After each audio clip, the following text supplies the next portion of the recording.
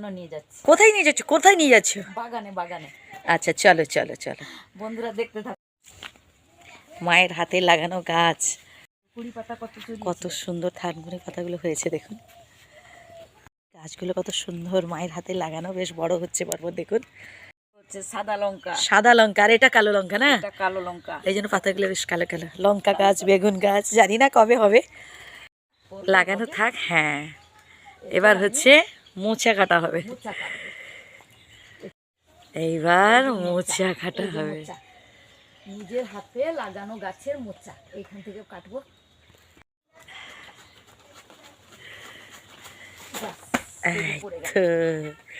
কোথায় পড়লো? কোথায়?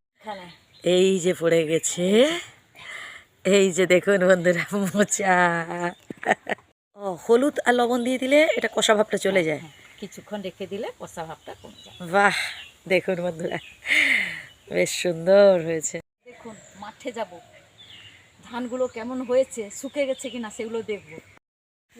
তাহলে আমরা এবার আজকে আমাদের মাঠে যাব নাকি? হ্যাঁ, মাঠে যাব, ধানগুলো দেখবো যে কেমন শুকেছে না কাঁচা আছে।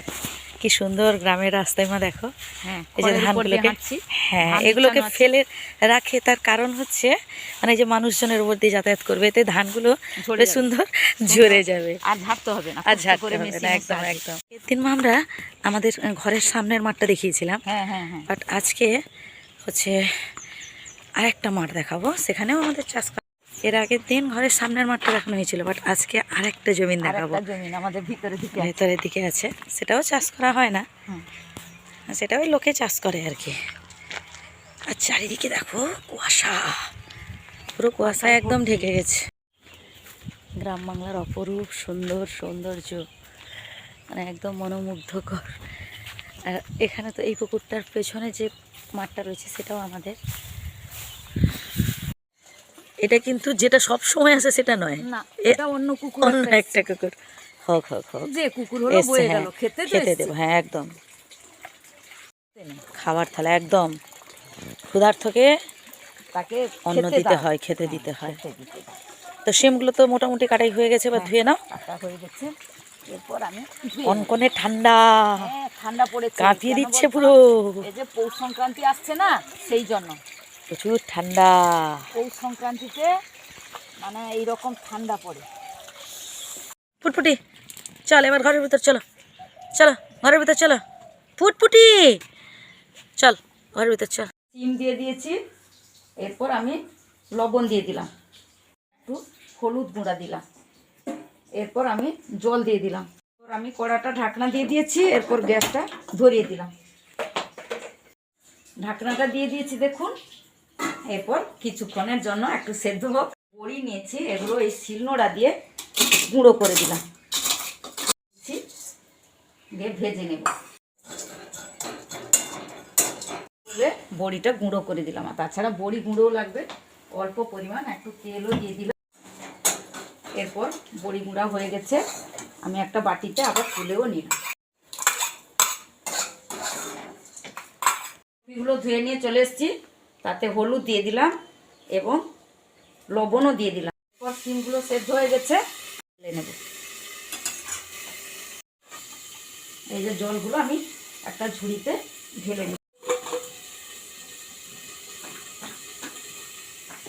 দিয়ে দেব।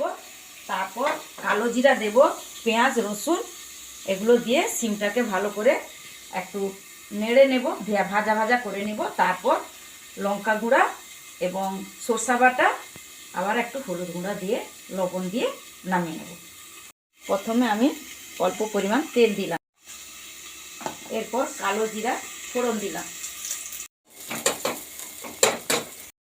কালো জিরা ফোড়ন দিয়ে পেঁয়াজ এবং রসুন দিয়ে দিয়েছি, দেব।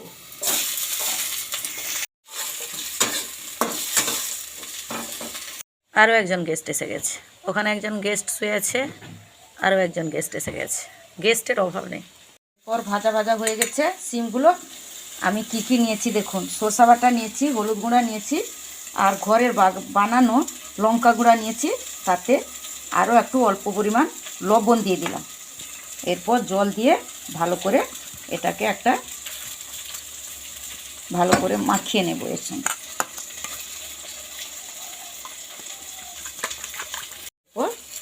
সিমের উপরে দিয়ে দিলাম। দারুণ হয়েছে কালারটা। এরপর আমি জিরা গুঁড়াও দিয়ে দিলাম। খাবারের জন্য রেডি হয়ে গেল। বন্ধুরা, এইভাবে বাড়িতে আপনারা সিমের রায়তা রান্না করবেন, একবার খেয়ে অন্তত দেখবেন কত সুন্দর লাগবে।